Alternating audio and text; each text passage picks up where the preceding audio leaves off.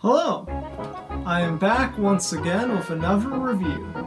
Today we're going to be looking at Super Mario RPG, The Legend of the Seven Stars. After completing it, I can totally see why people have crazy nostalgia for it. Let's find out why.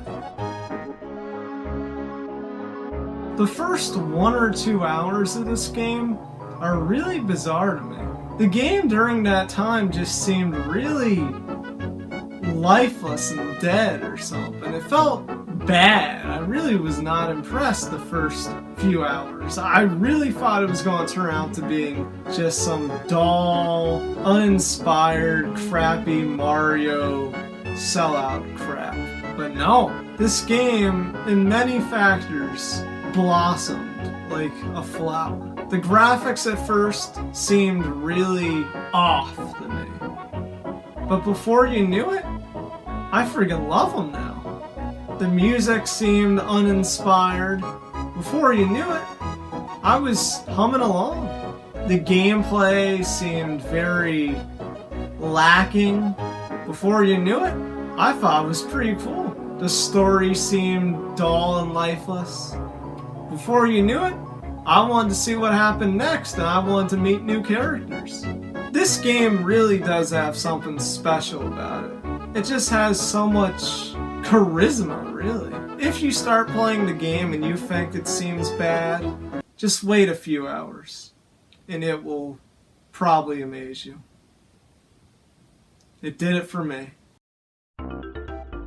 The story goes as follows. After a mysterious sword thing smashes into Bowser's castle, and you and Bowser are displaced, as well as the princess, you go over and you have to find the princess wherever she may have ended up, and then you end up finding out that the 7 stars have been lost, and those have something to do with granting wishes. So basically the whole game revolves around finding all 7 stars and defeating the giant sword thing guy who was in the castle, and his name is Smithy. He is the main antagonist. Now I suppose you could say the story isn't the most amazing, but this is one of those games in which I suppose the wit and the charm of the writing amongst the characters that you speak to is usually what really is the main merit. This game's gameplay generally focuses around the whole classic JRPG thing, which is turn-based combat. I gotta say they did it pretty good. I liked it. Kind of reminded me a bit of Pokemon because they both are turn-based. And the game isn't really that difficult. It's actually pretty enjoyable. I will have to say I didn't like how, when the enemies are attacking you, their attacks are often... they're too long for my liking. It could get annoying when you had a bunch of enemies attacking you over and over again. The game has some other things like puzzles, and those are often a hit or a miss. Some of the puzzles are pretty neat in that I come out of it feeling really good that I solved it. Makes me feel clever.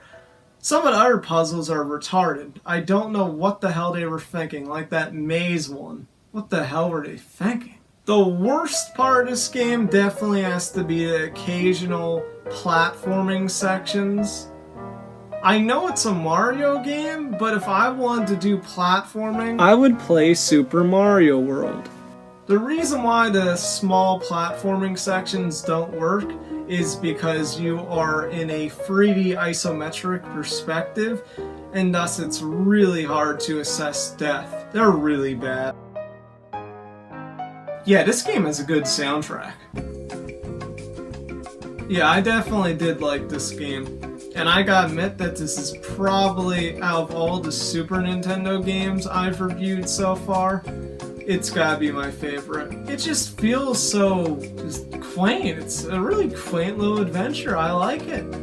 It definitely feels like something you could be nostalgic about in the future. So I advise you to give it a try. The turn-based combat is not hard or anything or really that difficult. You're not gonna have any problems, really. In fact, I believe the game was designed to be a person's first RPG. So it is a great starting point if you are new to that genre. So I'm going to give this game a 4 out of 5. It's good.